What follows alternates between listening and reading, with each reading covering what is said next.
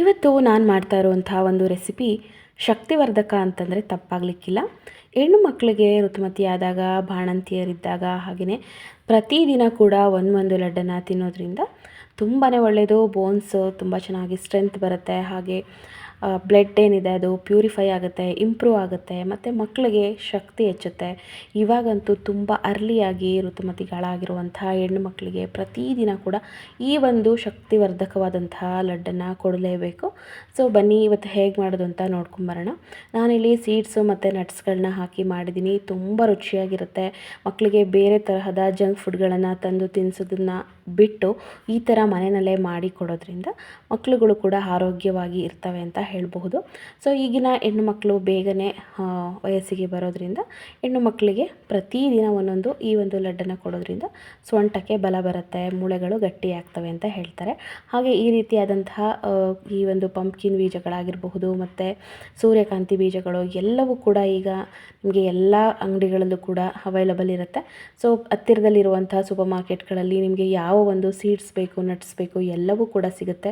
ಎಲ್ಲವನ್ನು ಕೂಡ 50ರಿಂದ 100 ಗ್ರಾಮ್ನ ತೊಗೊಂಬಂದು ಮನೆಯಲ್ಲೇ ಆರೋಗ್ಯವಾಗಿ ನೀವು ನಿಮ್ಮ ಕೈಯಾರೆ ಮಾಡಿ ನಿಮ್ಮ ಮಕ್ಕಳಿಗೆ ತಿನ್ನಿಸೋದ್ರಿಂದ ಆರೋಗ್ಯ ತುಂಬಾ ಚೆನ್ನಾಗಿರುತ್ತೆ.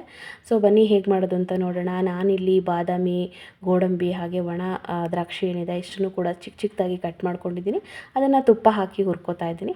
ಆದಷ್ಟು ಇದನ್ನು ಮಿಕ್ಸಿಗೆ ಹಾಕಿ ಮಾಡೋದಕ್ಕಿಂತ ಈ ಥರ ಪುಟ್ಟದಾಗಿ ಕಟ್ ಮಾಡಿ ಮಾಡೋದ್ರಿಂದ ಅಲ್ಲಲ್ಲಿ ಬಾಯಿಗೆ ಸಿಗ್ತಾ ಇರುತ್ತೆ, ಮಕ್ಕಳಿಗೂ ಕೂಡ ತುಂಬಾ ರುಚಿ ಕೊಡುತ್ತೆ. ಹಾಗೆಯೇ ಇಲ್ಲಿ ನಾನು ಬಿಳಿ ಎಳ್ಳನ್ನು ಯೂಸ್ ಮಾಡಿದ್ದೀನಿ. ಬೇಕಂದಲ್ಲಿ ನೀವು ಕಪ್ಪು ಎಳ್ಳು ಕೂಡ ಹಾಕೋಬಹುದು. ಸೊ ಇದನ್ನು ಬಿಸಿ ಮಾಡಿ ಇಟ್ಕೊಂಡಿದ್ದೀನಿ, ಅಂದರೆ ಸ್ವಲ್ಪ ಹುರ್ಕೊಂಡಿದ್ದೀನಿ. ಹಾಗೆ ಖರ್ಜೂರವನ್ನು ಮಿಕ್ಸಿಗೆ ಹಾಕ್ಕೊಂಡಿದ್ದೀನಿ. ಇದನ್ನು ಪೇಸ್ಟ್ ಮಾಡಿಕೊಂಡು ಇದಕ್ಕೆ ತುಪ್ಪವನ್ನು ಸೇರಿಸ್ಕೊಂಡು 1-2 ನಿಮಿಷ ಬಿಸಿ ಮಾಡ್ಕೊತಾ ಇದ್ದೀನಿ. ಇದಕ್ಕೆ ನಾನು ಯಾವುದೇ ರೀತಿಯ ಬೆಲ್ಲ ಮತ್ತು ಸಕ್ಕರೆಯನ್ನು ಉಪಯೋಗಿಸಿಲ್ಲ. ಸೊ ಖರ್ಜೂರದಿಂದನೇ ಮಾಡಿರೋದ್ರಿಂದ ತುಂಬ ಟೇಸ್ಟಿಯಾಗಿರುತ್ತೆ, ಹಾಗೆ ಹೆಲ್ತಿಯಾಗಿ ಕೂಡ ಇರುತ್ತೆ. ಸೊ ನಾನಿಲ್ಲಿ ಹುರಿದಿರುವಂಥ ನಟ್ಸು ಮತ್ತು ಸೀಡ್ಸು, ಎಳ್ಳು, ಕೊಬ್ಬರಿ ಎಲ್ಲವನ್ನು ಕೂಡ ಇದಕ್ಕೆ ಸೇರಿಸ್ಕೊಂಡು ಮಿಕ್ಸ್ ಮಾಡ್ಕೊತಾ ಇದ್ದೀನಿ. ಬೇಕಂದಲ್ಲಿ ನೀವು ಅಗಸೆ ಬೀಜವನ್ನು ಕೂಡ ಹುರಿದು ಪುಡಿ ಮಾಡಿ ಹಾಕೋಬೋದು, ತುಂಬ ಚೆನ್ನಾಗಿರುತ್ತೆ. ಸೊ ನಾನಿಲ್ಲಿ ಸೀಡ್ಸ್ಗಳನ್ನ ಏನು ಹುರ್ಕೊಂಡೆ ಅದನ್ನು ಕೂಡ ಸ್ವಲ್ಪ ಪೌಡರ್ ಮಾಡಿ ಕ್ರಷ್ ಮಾಡಿ ಹಾಕ್ಕೊಂಡಿದ್ದೀನಿ. ಹಾಗೆ 1-2 ಏಲಕ್ಕಿಯನ್ನು ಪುಡಿ ಮಾಡಿ ಸೇರಿಸ್ಕೊತಾ ಇದ್ದೀನಿ. ಸೊ ಏಲಕ್ಕಿ ಹಾಕೋದ್ರಿಂದ ಘಮ ಚೆನ್ನಾಗಿರುತ್ತೆ, ತುಂಬಾ ಒಂದು ಒಳ್ಳೆ ಟೇಸ್ಟನ್ನು ಕೂಡ ಕೊಡುತ್ತೆ. ಹಾಗೆ ಕೈಗೆ ಸ್ವಲ್ಪ ತುಪ್ಪವನ್ನು ಸೇರಿಸ್ಕೊಂಡು ಇದನ್ನು ಉಂಡೆಗಳನ್ನಾಗಿ ಮಾಡಿ ಒಂದು ಏರ್ ಟೈಟ್ ಕಂಟೈನರಲ್ಲಿ ಹಾಕಿ ಇಟ್ಕೊಂಡು ಪ್ರತಿದಿನ 1 ಅಥವಾ 2 ಕೊಡಿ ಬಾಕ್ಸಲ್ಲಿ ಸ್ನ್ಯಾಕ್ಸ್ ಬದಲಿಗೆ ಕುರ್ಕುರೆ ಮತ್ತು ಲೇಸು ಅದು ಇದು ಹೊರಗಡೆಯಿಂದ ತಂದಿರುವಂಥ ಜಂಕ್ ಫುಡ್ಗಳ ಬದಲಿಗೆ ಇದನ್ನು ಕೊಡ್ತಾ ಬಂದರೆ ಮಕ್ಕಳುಗಳು ಬಲಿಷ್ಠವಾಗಿ ಬೆಳ್ಕೋತವೆ ಅಂತ ಹೇಳಬಹುದು. ಹೊರಗಡೆಯಿಂದ ಏನೇ ತಂದು ಕೊಟ್ಟರು ಕೂಡ ಅದು ಹೈಜಿನಿಕ್ ಇರೋದಿಲ್ಲ, ಹೈಜಿನಿಕ್ಕಾಗಿ ಮಾಡಿರೋದಿಲ್ಲ, ಮತ್ತು ಅದಕ್ಕೆ ಡಾಲ್ಡಾ ಹಾಗೆಯೇ ಈ ಒಂದು ಸಕ್ಕರೆ, ಬೆಲ್ಲ ಎಲ್ಲವನ್ನು ಕೂಡ ಉಪಯೋಗಿಸಿ ಮಾಡಿರ್ತಾರೆ.